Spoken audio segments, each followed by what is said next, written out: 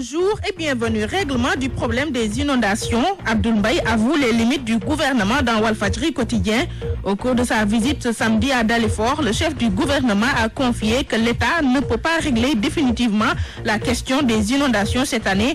Pour cause, Abdoul Mbaye rappelle que pendant 12 ans, presque 70 milliards de francs CFA ont été consacrés aux inondations, mais sans solution. Pour le moment, les solutions proposées dans le soleil sont une grande canalisation prévue à Rufisque, Cameroun, Rufisque, zone de captage. Les travaux contre les inondations en phase avancée, annonce le soleil. Autre annonce à lire dans l'As de Anne, les premiers logements de Tivaouane Peulh et Niag livrés en juillet. Abdoul Mbaye en visite dans les zones inondées déclare dans le populaire: l'argent douteux c'est terminé, la période de l'argent facile c'est fini, précise le Premier ministre dans Direct Info.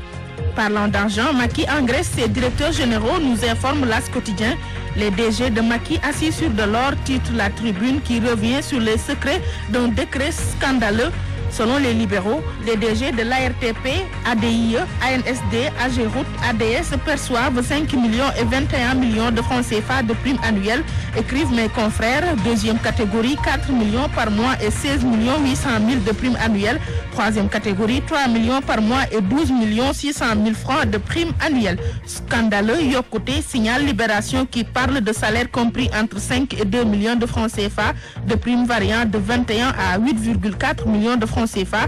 En profondeur, enquête, le journal nous perce le mystère de la jungle des PCA, sages et d'âge. Dans leur univers, corruption, détournement, abus de biens sociaux sont au menu des activités, marque le journal. Nos confrères de l'Observateur s'intéressent à la crise qui sévit au ministère des Affaires étrangères. Le Sénégal échappe à une grève de ses diplomates, titre le journal. Ils dénoncent les nominations politiques, ils veulent la revalorisation du traitement salarial, l'augmentation de la prime de suggestion diplomatique, des terrains à usage d'habitation dans le département de Dakar, liste mes confrères. Et puis pour éteindre le feu, le conseiller diplomatique de Macky Sall débarque en sapeur-pompier, fait savoir l'Obs.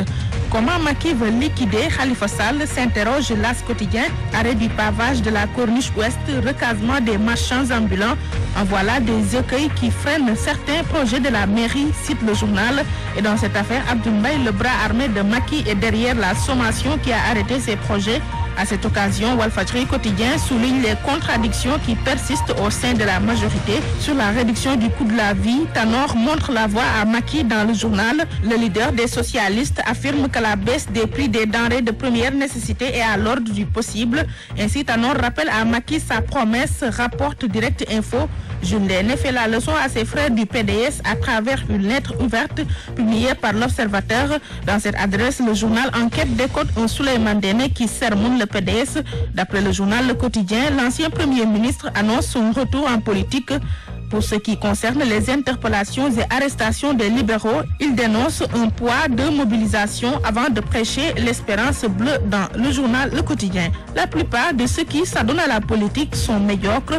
Les meilleurs s'en écartent, fait entendre Idrissa Seck dans Le Populaire. En tournée en Allemagne, Idrissa Seck jette un autre pavé dans la mare, écrit le journal.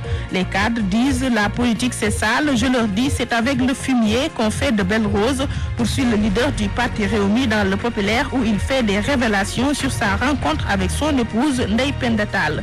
César Atoute Badiat prend 12 démineurs en otage, révèle le quotidien Réumi. Le chef rebelle les accuse de violer son territoire. Leur libération est sous condition, souligne mes confrères du quotidien Réumi. Collecte de ferraille, la récup nourrit bien son homme, nous livre Walfadjri quotidien. En effet, Chinois et Indiens achètent à 60 francs le kilogramme de fer, 2200 francs le cuivre et 600 francs l'aluminium et le laiton, renseigne le journal.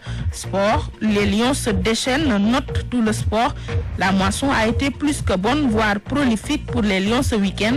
D'après le journal, il y a eu des buts griffés par Damdoy, Mambiram Diouf, Sadio Mané, Souleymane Camara et Mamadou Niang. Championnat européen, 5 buteurs différents, constatent mes confrères dans tout le sport. Dans Wasport, les 5 leçons d'une défaite de Sathiès face à Malick Niang sont listées. Ces 5 conditions sine qua non pour que Sathiès revienne en force ont pour nom: renforcer le poids, calmer la fougue de jeunesse, réussir les offensives, renforcer sa self-défense et organiser ses frappes. Bonne lecture.